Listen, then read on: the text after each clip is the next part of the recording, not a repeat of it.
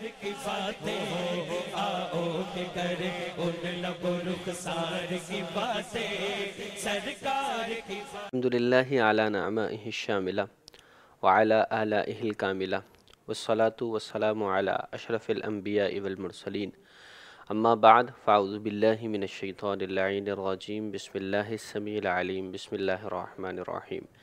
انتہائی لائق احترام واجب القدر ناظرین و ناظرات متوجہین متوجہات ملائکہ صالحین ارواح طیبات، السلام علیکم ورحمۃ اللہ وبرکاتہ. ناظرین کرام، پروگرام سرکار کی باتیں آپ دیکھ رہے ہیں، اور اس پروگرام میں ہم بہت ہی پیاری کتاب حدیث رسول کی رشت و ہدایت سے ایمان کے بیان کو سن رہے ہیں.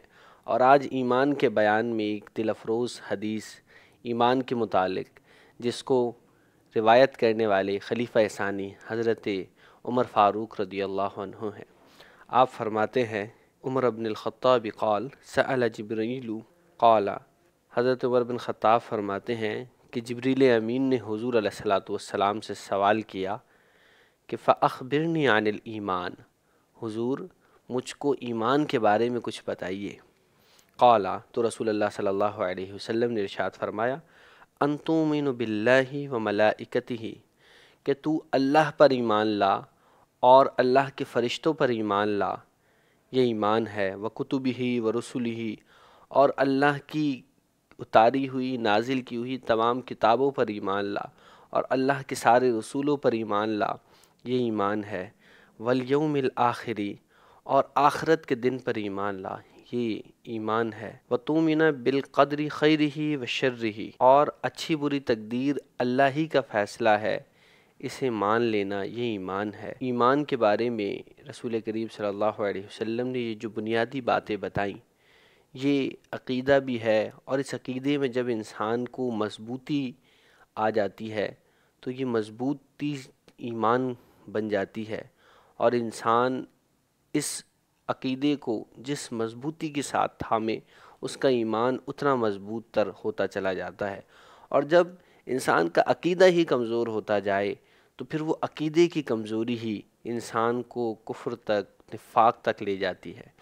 عقیدے کو مضبوط کرنا چاہیے، کیونکہ عقائد اسلام کے جو ہیں، اسلام کے عقائد اس قدر آسان اور فطرت کے مطابق ہیں کہ جو شخص خالی الذہن ہو کر اسلام کے عقائد کو سمجھنا چاہے تو اسے بآسانی وہ فطرتی طور پر ان عقائد کو سمجھ سکتا ہے جو قرآن کریم نے بیان فرمایا، اور حدیث مبارکہ میں جو ایمان کے یہ اوصاف بیان ہوئے اور یہ عقائد جو بیان ہوئے. اگر کوئی شخص یہ چاہتا ہو کہ وہ اپنے ایمان کو بڑھائے اور عقیدے میں پختگی لائے تو وہ صالح اعمال کرے، صالح کی صحبت کو اختیار کرے، تو اس کے عقائد پختہ ہوتے جائیں گے، اس کا ایمان بڑھتا رہے گا. اور اگر انسان گناہوں میں لگا رہے اور اسی طرح بروں کی صحبت کو اختیار کرے تو اس کا ایمان آہستہ آہستہ کمزور ہوتا چلا جاتا ہے. ایمان کی ترقی کے لیے سب سے مؤثر اور مجرب ترین طریقہ اچھوں کی صحبت اور ان سے محبت اور ان کی فیض و نگاہ و دعا ہے، جس کی بدولت انسان ترقی کی منزل ایمان کی جلدی طے کر لیتا ہے. یہی وجہ ہے کہ صحابہ کرام نے جنہوں نے حضور علیہ الصلوۃ والسلام کی نگاہ کو پایا تو ان کے ایمان بے مثل و مثال ہو گئے، اور وہ اولیاء اللہ جنہوں نے اپنے مرشدوں کی نگاہ و دعا کو پایا، ان کے ایمان مخلوق میں اعلیٰ ترین ہو گئے. حضرت امام حاذق امام جعفر صادق رضی اللہ عنہ آپ فرماتے ہیں کہ 6 چیزیں ایمان و عقیدے کو کامل کرتی ہیں. ان میں سے پہلی اللہ کی نعمتوں کو یاد کرنا، دوسری آپ فرماتے ہیں کہ قرآن مجید کی آیات میں غور و فکر کرنا، تیسری آپ فرماتے ہیں کہ اللہ تعالیٰ کے حکم کی تعمیل میں، یعنی اللہ تعالیٰ کے حکم کو پورا کرنے میں جلدی کرنا، عجلت کرنا، اور چوتھی اللہ تعالیٰ کی محبت اور ذکر کرنا، اور پانچویں نیکیوں کی استقامت کرنا، نیکیوں پر استقامت کرنا، اور چھٹی آپ فرماتے ہیں کہ گناہوں سے دوری اور ان سے نفرت کرنا. یہ وہ کامل چیزیں ہیں جو انسان کے ایمان کو کامل کر دیتی ہیں. حضرت شیخ معظم سید حمزہ علی قادری صاحب رحمۃ اللہ علیہ آپ فرماتے ہیں کہ 5 چیزیں ایمان و عقیدے کو ضائع نہیں ہونے دیتی.